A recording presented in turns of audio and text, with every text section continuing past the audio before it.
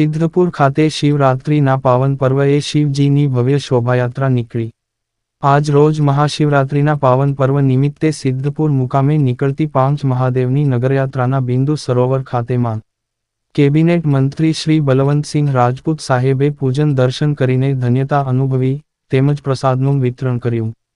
આ શોભાયાત્રા માંગ નગરપાલિકા પ્રમુખ, એપીએમસી ચેરમેન, શહેર ભાજપ પ્રમુખ, નગરપાલિકાના કોર્પોરેટરશ્રીઓ, સંગઠનના હોદ્દેદારો સહિત મોટી સંખ્યામાં ધર્મપ્રેમી જનતા ઉપસ્થિત રહ્યા હતા। Bureau report Iqbal Memon.